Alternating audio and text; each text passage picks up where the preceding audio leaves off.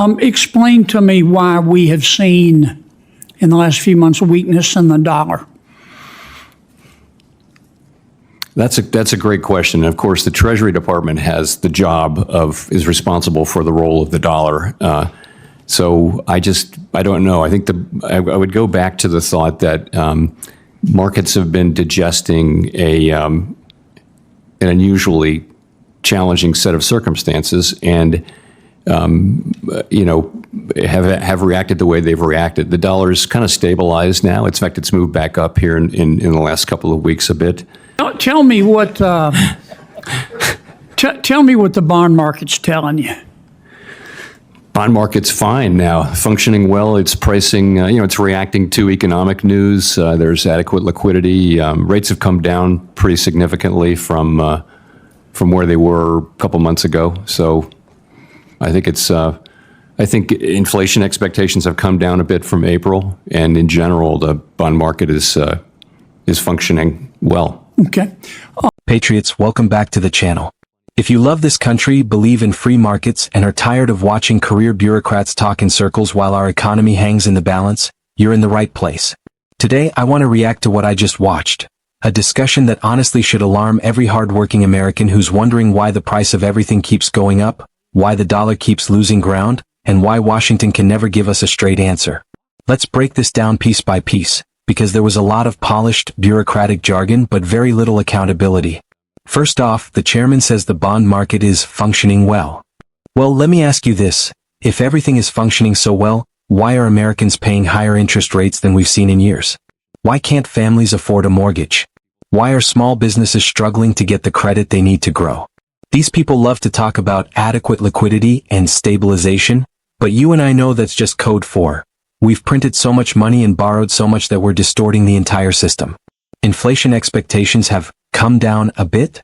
That's because they were sky high in the first place, thanks to reckless spending and bad policy decisions from this administration. Then we move on to the dollar. When asked why the dollar has been weak recently, did you hear a clear answer? No. Just a lot of hemming and hawing. Well, maybe some people think it's overvalued, or there are multiple possible explanations. This is exactly what drives me crazy. The dollar is supposed to be the strongest currency in the world. It's supposed to be the safe haven that underpins American prosperity and global stability. But when you saddle the economy with multi-trillion-dollar spending bills, like the reconciliation bill they're gushing about, you inevitably weaken your currency.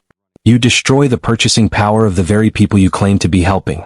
And when geopolitical risks are rising, think about China, Russia, Iran, you'd expect investors to rush to the dollar. That used to be a given. But even now, the dollar can't get real traction. That should tell you everything about how much confidence the world has lost in our leadership. Thank you, Mr. Chairman. Thank you, Mr. Chairman. Mr. Chairman, did I understand you to say that the reconciliation bill is the most extraordinary legislation you've ever seen? Did I hear that correctly? There may have been some lost in translation there. I was a little late. Tell me what tell me what the bond market's telling you. Bond market's fine now, functioning well. It's pricing, it's reacting to economic news. There's adequate liquidity. Rates have come down pretty significantly from where they were a couple months ago. So I think I think inflation expectations have come down a bit from April, and in general, the bond market is functioning well. Okay. Explain to me why we have seen in the last few months a weakness in the dollar. That's a great question. And of course, the Treasury Department is responsible for the role of the dollar. So I don't know. I think I would go back to the thought that markets have been digesting an unusually challenging set of circumstances, and have reacted the way they've reacted. The dollar's kind of stabilized now. In fact, it's moved back up here in the last couple of weeks a bit. There are plenty of people who are still writing that the dollar is still overvalued. We don't have a view on that, of course, but I wouldn't really have an opinion on exactly why it is where it is. Well, clearly there's a lot of geopolitical risk right now. which would lead one to conclude, all things being equal, that people would be flocking to the dollar and it would be stronger. Well, you have seen some of that here in the last few days, but again, I don't really have an official view I'd like to share on that. I think there are possible explanations, multiple possible explanations. Again, one of which is that some people still feel the dollar is highly valued. Yeah. But we'll see. I want to talk for a few minutes about tariffs and inflation. What does history tell us about tariffs and its impact on inflation or deflation? So the thing is, we've been through a long period in which tariffs were going down. Remember, since World War II, really, it's been a process of lowering tariffs globally. So there just isn't a lot of modern learning on that. I think people look at the incidence of tariffs during the president's first term, but those were like 1/6 the size of what's people are estimating now.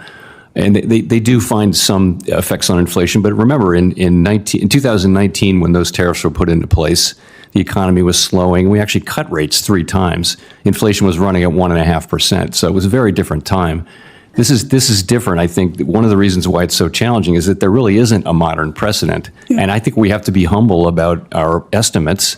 And we are very open to the possibility that transmission through into inflation will be less than we think, or maybe more than we think, which is why we're in a position of wanting to take our time and make a smart decision as we see how this unfolds.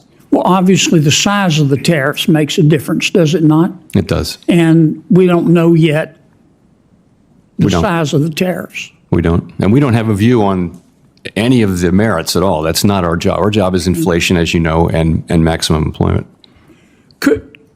Will it also matter? Let's assume that there is upward price pressure.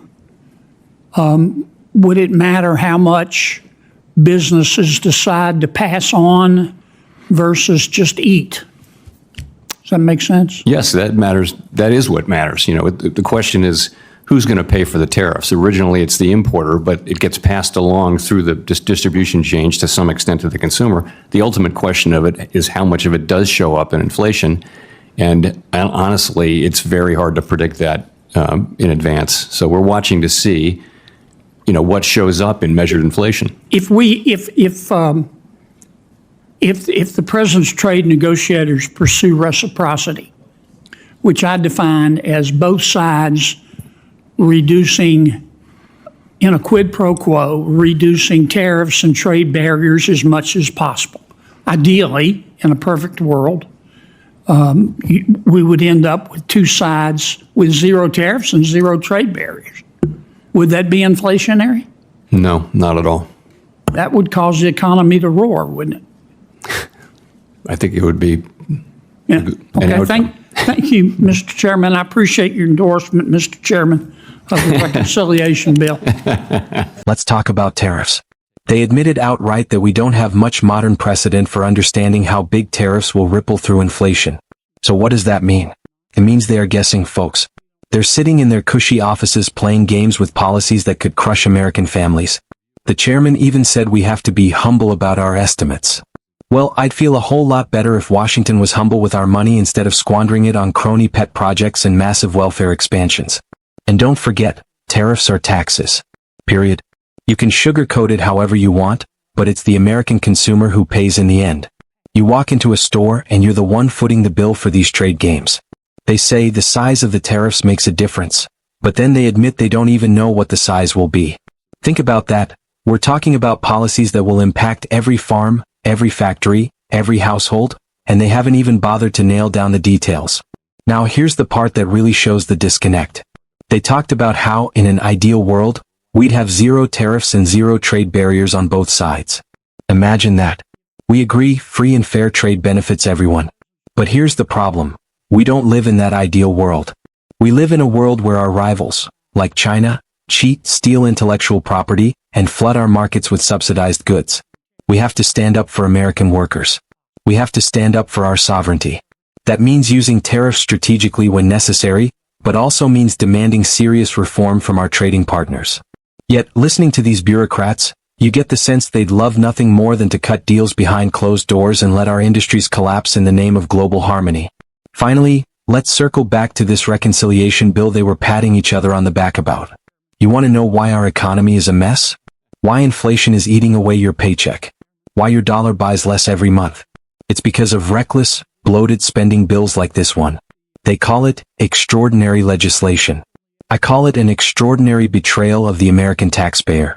They pretend this is all about helping working families, but in reality, it's about consolidating power in Washington, growing the federal bureaucracy, and shoveling money to their favorite interest groups.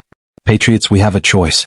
We can sit back and let these career politicians and unelected bureaucrats erode our prosperity, or we can stand up and demand fiscal responsibility, sound money, and real accountability. If you're tired of the excuses and the spin, if you believe in American strength, in free enterprise, and in the power of personal responsibility, join me. Like this video, subscribe to the channel, and share it with your friends. Let's keep shining a light on the truth they don't want you to hear. Because in the end, this country doesn't belong to the bureaucrats in Washington. It belongs to we the people. Stay strong, stay vigilant, and God bless America.